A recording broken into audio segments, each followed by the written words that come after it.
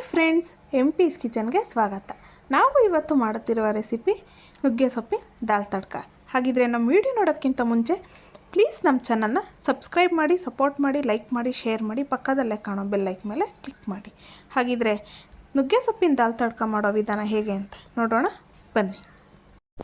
ನಾನು ಇಲ್ಲಿ ಒಂದು ಅರ್ಧ ಕಪ್ ಆಗೋವಷ್ಟು ಹೆಸರುಬೇಳೆ ಮತ್ತು ಮೂಂಗ್ ದಾಲು ಎರಡು ಸೇರಿ ಅರ್ಧ ಕಪ್ ತಗೊಂಡಿದ್ದೀನಿ. ಈಗ ಇದನ್ನು ಚೆನ್ನಾಗಿ ತೊಳ್ಕೊಂಡು ಕುಕ್ಕರ್ಗೆ ಸೇರಿಸ್ಕೊಳ್ಳೋಣ.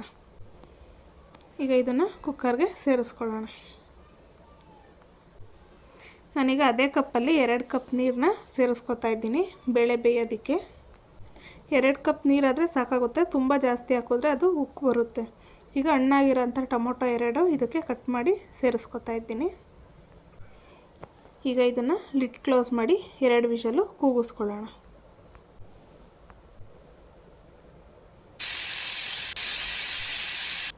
ಈಗ ನಾನೊಂದು ಕಡಾಯಿ ತಗೊಂಡಿದ್ದೀನಿ. ಈಗ ಕಡಾಯಿ ಬಿಸಿಯಾಗಿದೆ, ಅದಕ್ಕೆ ಒಂದು 2ರಿಂದ 3 ಟೇಬಲ್ ಸ್ಪೂನ್ ಆಗೋಷ್ಟು ಆಯಿಲ್ನ ಸೇರಿಸ್ಕೊತಾ ಇದ್ದೀನಿ. ಈಗ ಆಯಿಲ್ ಬಿಸಿಯಾಗಿದೆ, ಅದಕ್ಕೆ ಸಾಸಿವೆ ಮತ್ತು ಜೀರಿಗೆನ ಇದಕ್ಕೆ ಸೇರಿಸ್ಕೊತಾ ಇದ್ದೀನಿ. ಈಗ ಸಾಸಿವೆ ಜೀರಿಗೆ ಎಲ್ಲ ಸಿಡಿದಿದೆ. ಇದಕ್ಕೆ ಒಂದು ದಪ್ಪ ಸೈಜ್ ಈರುಳ್ಳಿನ ಸಣ್ಣ ಸಣ್ಣ ಕಟ್ ಮಾಡಿ ಸೇರಿಸ್ಕೊತಾ ಇದ್ದೀನಿ. ಮತ್ತು ಇದಕ್ಕೆ ಕರಿಬೇವಿನ ಸೊಪ್ಪನ್ನ ಸೇರಿಸ್ಕೊತಾ ಇದ್ದೀನಿ. ನಾನಿಲ್ಲಿ ಕಟ್ ಮಾಡಿ ಹಾಕೋತಾ ಇದ್ದೀನಿ, ನೀವು ಫುಲ್ ಎಲೆನೇ ಹಂಗೇ ಹಾಕ್ಕೋಬೋದು. ಈಗ ಇದನ್ನೆಲ್ಲ ಚೆನ್ನಾಗಿ ಫ್ರೈ ಮಾಡ್ಕೊಳ್ಳೋಣ. ಹಸಿ ವಾಸನೆ ಎಲ್ಲ ಹೋಗಬೇಕು, ಆ ರೀತಿ ಇದನ್ನು ಫ್ರೈ ಮಾಡ್ಕೊಳ್ಳೋಣ.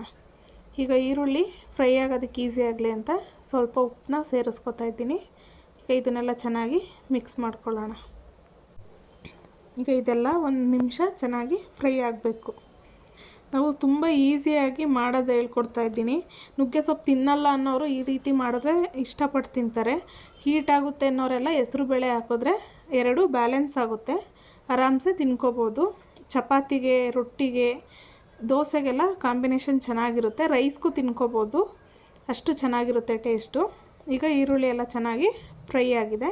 ಇದಕ್ಕೆ ನಾನು 1 ಕಪ್ ಆಗೋವಷ್ಟು ನುಗ್ಗೆ ಸೊಪ್ಪನ್ನ ತೊಳೆದ್ಬಿಟ್ಟು ಸ್ವಲ್ಪ ಕಟ್ ಮಾಡಿ ಸೇರಿಸ್ಕೊತಾ ಇದ್ದೀನಿ.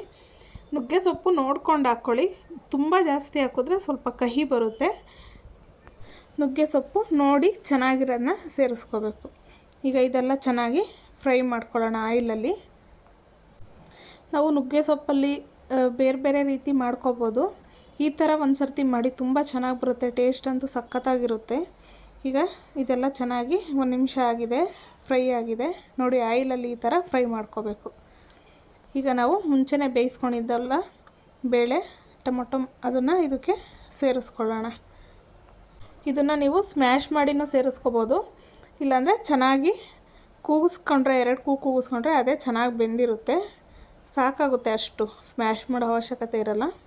ಈಗ ಇದನ್ನೆಲ್ಲ ಚೆನ್ನಾಗಿ ಮಿಕ್ಸ್ ಮಾಡ್ಕೋಬೇಕು. ನಾವು ನುಗ್ಗೆ ಸೊಪ್ಪೆಲ್ಲ ಬೇಯಿಸ್ಕೋಬೇಕಾದ್ರೆ ಲಿಡ್ನ ಕ್ಲೋಸ್ ಮಾಡಬಾರ್ದು, ಓಪನ್ ಮಾಡೇ ಬೇಯಿಸ್ಕೋಬೇಕು, ಇಲ್ಲಾಂದರೆ ಅದು ಇನ್ನೂ ಕಹಿ ಬರುತ್ತೆ. ಈಗ ಇದನ್ನೆಲ್ಲ ಚೆನ್ನಾಗಿ ಬೇಳೆಗೆಲ್ಲ ಹೊಂದ್ಕೊಳ್ಳೋ ರೀತಿ ಮಿಕ್ಸ್ ಮಾಡ್ಕೊಳ್ಳೋಣ. ನಾವು ನುಗ್ಗೆ ಸೊಪ್ಪು ಕಟ್ ಮಾಡಿ ಹಾಕೋದ್ರಿಂದ ಎಲ್ಲ ಕಡೆ ಚೆನ್ನಾಗಿ ಮಿಕ್ಸ್ ಆಗುತ್ತೆ. ನಾವು ಫುಲ್ ಎಲೆ ಹಂಗೆ ಹಾಕಿದ್ರೆ ಅದು ಒಂದೇ ಕಡೆ ಹೋಗಿ ಸೇರ್ಕೊಳ್ಳುತ್ತೆ ನೋಡಿ. ಇಷ್ಟು ನೀಟಾಗೆಲ್ಲ ಮಿಕ್ಸ್ ಆಗಿದೆ. ಈಗ ಇದಕ್ಕೆ ನಾನು 1 ಚಿಟಿಕೆ ಆಗುವಷ್ಟು ಅರಿಶಿನ ಸೇರಿಸ್ಕೊತಾ ಇದ್ದೀನಿ. ಮತ್ತು ಇದಕ್ಕೆ ನಾನು ಸಾಂಬಾರು ಪುಡಿನ ಸೇರಿಸ್ಕೊತಾ ಇದ್ದೀನಿ. ಹುಳಿ ಸಾಂಬಾರಿಗೆ ಅಂತ ಸಪ್ರೇಟ್ ಮಾಡ್ಕೊಂಡಿರ್ತೀರಲ್ಲ ಆ ಥರದ್ದು, ಅದಿಲ್ಲ ಅಂದರೆ ನೀವು ಧನಿಯಾ ಪುಡಿ ಮತ್ತು ಖಾರದ ಪುಡಿನ ಸೇರಿಸ್ಕೋಬೋದು.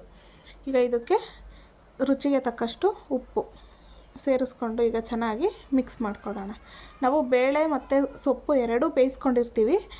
ಮಸಾಲೆ ಪೌಡ್ರೆಲ್ಲ ಹಾಕಿದ ಮೇಲೆ ತುಂಬ ಹೊತ್ತು ಬೇಯಿಸೋ ಅವಶ್ಯಕತೆ ಇರಲ್ಲ. ನೀಟಾಗಿ ಈಗ ಇದನ್ನು ಮಿಕ್ಸ್ ಮಾಡ್ಕೊಳ್ಳೋಣ. ಈಗ ನಾನಿಲ್ಲಿ ಫ್ರೆಶ್ ತೆಂಗಿನಕಾಯಿ 1 ಇಡಿ ಆಗೋವಷ್ಟು ತುರಿದ್ಬಿಟ್ಟು ಹಾಕ್ಕೋತಾ ಇದ್ದೀನಿ. ನಿಮಗೆ ತೆಂಗಿನಕಾಯಿ ಇಷ್ಟ ಇಲ್ಲ ಅಂದರೆ ಸ್ಕಿಪ್ ಮಾಡ್ಕೋಬೋದು. ತೆಂಗಿನಕಾಯಿ ಹಾಕೋದ್ರಿಂದ ಟೇಸ್ಟು ತುಂಬ ಚೆನ್ನಾಗಿ ಬರುತ್ತೆ. ಈಗ ನೋಡಿ ಚೆನ್ನಾಗಿ ಒಂದು ಕುದಿ ಬಂದಿದೆ, ಎಷ್ಟು ಚೆನ್ನಾಗಿ ಬಂದಿದೆ ನೋಡಿ. ಈ ರೀತಿ ಒಂದು ಸರ್ತಿ ಮಾಡಿ ಮನೆಯಲ್ಲಿ ಹೇಗೆ ಬಂತು ಎಂದು ಕಮೆಂಟ್ ಮೂಲಕ ತಿಳಿಸಿ. ಫಸ್ಟ್ ಟೈಮ್ ನಮ್ಮ ಚಾನಲ್ನ ನೋಡ್ತಾ ಇದ್ದರೆ ಸಬ್ಸ್ಕ್ರೈಬ್ ಮಾಡಿ. ಮತ್ತಷ್ಟು ಈಸಿ ರೆಸಿಪಿಗೋಸ್ಕರ MP's ಕಿಚನ್ನ ಫಾಲೋ ಮಾಡಿ. ಈಗ ಕೊನೆಯದಾಗಿ ಕೊತ್ತಂಬರಿ ಸೊಪ್ಪನ್ನ ಹಾಕೋತಾ ಇದ್ದೀವಿ. Thank you for watching. Bye.